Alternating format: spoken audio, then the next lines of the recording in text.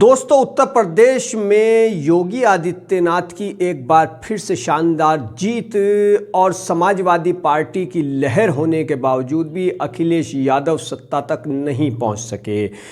समीक्षकों ने इसको लेकर अपने अपने तरीके से समीक्षा की। कई राइटरों ने, पत्रकारों ने इसके बारे में लिखा और अपने अपने बयान, अपने अपने तजुर्बे साझा किए, अपने अपने तरीके से इस जीत हार को देखा। आखिर ये जीत इतनी शानदार एक बार फिर से कैसे हुई और अखिलेश यादव क्यों शिकस्त खा गए, तो हम अपने नज़रिए से देखते हैं और समझते हैं। हम पहले बात करते हैं भारतीय जनता पार्टी की। भारतीय जनता पार्टी ने यूपी में एक बार फिर से शानदार तरीके से कामयाबी हासिल की है। कभी इस तरीके की कामयाबी कांग्रेस को यहाँ पर मिली थी। योगी आदित्यनाथ और प्रधानमंत्री नरेंद्र मोदी, केंद्रीय गृह मंत्री अमित शाह समेत बीजेपी के कई दिग्गज नेता जिस तरह से ज़मीन पर उतर कर के मेहनत करते हैं और चुनाव का आगाज़ होने से पहले ही वो अपनी मेहनत शुरू कर देते हैं, वो अपने आप में काबिल तारीफ़ है।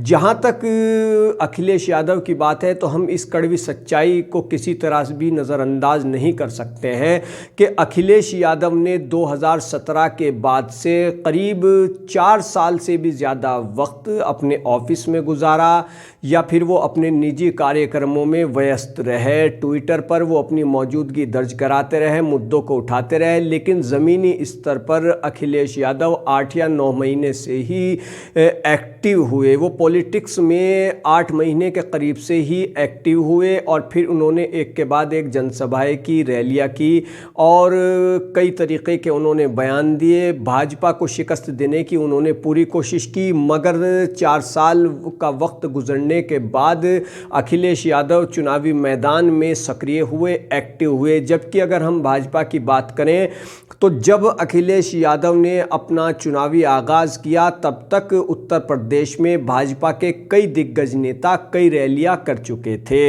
और यही स्थिति 2014 से लेकर अब तक चल रही है। प्रधानमंत्री नरेंद्र मोदी के बारे में कहा जाता है कि वो किसी भी चुनाव को छोटा नहीं समझते हैं और वो पूरी मजबूती, गर्मजोशी, जोशो खरोश के साथ चुनावी मैदान में उतरते हैं और अपनी पार्टी के प्रत्याशियों के लिए प्रचार करते हैं। और भाजपा की महिलाओं के बारे में भी जो काबिल तारीफ़ नीतियाँ रहीं उस पर भी जनता ने मोहर लगाई।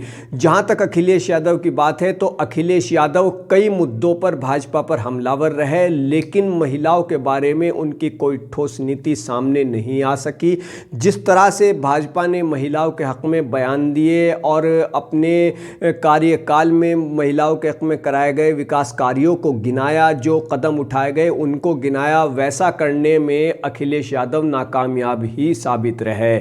इसके अलावा मीडिया ने जिस तरह से भाजपा के हक़ में माहौल बनाने की अधिकतर मीडिया ने कोशिश की और भाजपा नेता भी मीडिया पर छाए रहे, चाहे कोई भी मुद्दा हो, अखिलेश यादव हो, राहुल गांधी हो, प्रियंका गांधी हो या मायावती हो, किसी ने कोई बयान दिया तो फिर टीवी चैनलों पर भाजपा के एक नहीं बल्कि कई दिग्गज नेता उस बयान की काट पेश करते नज़र आए, उस बयान का पलटवार करते नज़र आए। अखिलेश यादव के भी कई बयानों का भाजपा नेताओं ने बड़े सशक्त तरीके से पलटवार किया, जबकि अखिलेश यादव कई जगह पत्रकारों से ही भिड़ते नज़र आए।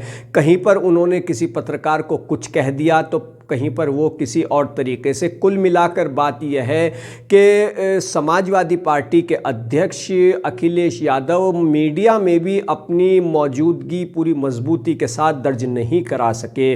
वो भाजपा के कई बयानों का पूरे तरीके से, पूरे जोशो खरोश के साथ, जिसे कहेंगे मजबूती के साथ जवाब नहीं दे सके और 4 साल तक वो शायद अपने कार्यालय में ही सीमित रहे या कुछ अपने निजी कार्यक्रमों में। हाँ, उनकी सियासी मौजूदगी सोशल मीडिया, ख़ास तौर से ट्विटर पर ज़रूर नज़र आती थी, लेकिन 4 साल गुजरने के बाद अखिलेश यादव ने ज़मीन पर उतरकर भाजपा के खिलाफ मोर्चा संभाला। लेकिन जहाँ तक भाजपा की बात है तो भाजपा ने पूरे 5 साल मेहनत की और अखिलेश अखिलेश यादव ऐसा करने में नाकामयाब ही रहे।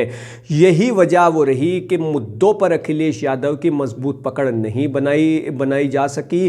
वो मुद्दों को उतने गर्मजोशी के साथ नहीं भुना सके जितना उन मुद्दों को कवर करने में और उन मुद्दों को उठाने में भाजपा पेश रही। कांग्रेस की बात है, जहाँ तक तो लड़की हूँ लड़ सकती हूँ, ये नारा प्रियंका गांधी ने दिया और ये काफ़ी मजबूत नारा था। लेकिन प्रियंका गांधी यानी कांग्रेस के पक्ष में माहौल न होने की वजह से जनता के दिलो दिमाग पर यह नारा कोई ख़ास कमाल नहीं कर सका और यही वजह रही कि कांग्रेस तमाम कोशिशों के बावजूद भी सिर्फ 2 सीटों पर ही सिमट करके रह गई। और अखिलेश यादव की लहर होने के बावजूद उनकी जनसभाओं में किस कदर भीड़ उमड़ रही थी, लेकिन शायद वो भीड़ पूरी तरह से वोटों में तब्दील नहीं हो सकी। कहने वाले कह रहे थे, कई बड़े बड़े पत्रकार जर्नलिस्ट इस बात को मान चुके थे कि उत्तर प्रदेश में इस बार सपा की लहर है। खुद अखिलेश यादव भी कह रहे थे कि नई सपा है, नई हवा है। लेकिन अखिलेश यादव जिस तरह से एक्टिव पॉलिटिक्स में सक्रिय होने चाहिए थे, ज़मीनी स्तर पर उनको पॉलिटिक्स के मुद्दों को पूरी तरह से भुनाना चाहिए था अपने हक में, वो ऐसा नहीं कर सके। वो कई जगह पर बीजेपी पर मजबूती के साथ हमलावर तो रहे और उनकी जनसभाओं में भीड़ भी भारी जुटी, लेकिन वो भीड़ वोटों में तब्दील नहीं हो सकी। कहने वालों ने कहा कि असदुद्दीन ओवैसी ने विजय रथ को, अखिलेश यादव के विजय रथ को रोक लिया, लेकिन ऐसा नहीं है। सिर्फ 3 या 4 सीटों पर ओवैसी का कोई प्रभाव नजर आया, बाकी सीटों पर उनके प्रत्याशी काफ़ी कमज़ोर स्थिति में रहे। जहां तक बसपा की बात है तो ये कहना गलत नहीं होगा कि बसपा ने इस चुनाव में एक तरह से बीजेपी से ज़्यादा मुकाबला करने के बजाय वो समाजवादी पार्टी को किस तरह से शिकस्त मिले इसके बारे में ही रणनीति तैयार करने में जुटी रही और शायद इस रणनीति में वो कामयाब भी हो गई। अब आगामी दिनों में आने वाले 2024 में लोकसभा चुनाव में क्या समाजवादी पार्टी कोई कमाल कर सकती है, इस पर सभी की निगाहें बनी हुई हैं। लेकिन इस बात को नज़रअंदाज नहीं किया जा सकता कि जिस तरह से भाजपा के चाहे सीएम योगी आदित्यनाथ हों, प्रधानमंत्री नरेंद्र मोदी हों, केंद्रीय गृह मंत्री अमित शाह हों, उन्होंने मेहनत की, जनता से जुड़ने में उन्होंने कोई कसर बाकी नहीं रखी। मुद्दों को बहुत ही काबिल तारीफ तरीके से उन्होंने उठाया, उसका उनको फ़ायदा भी चुनाव में मिला और 2022 के चुनाव नतीजों ने साबित कर दिया कि जो जितनी मेहनत करता है जनता भी उसकी मेहनत को नहीं रखती और उसकी मेहनत पर ही मोहर लगाती है।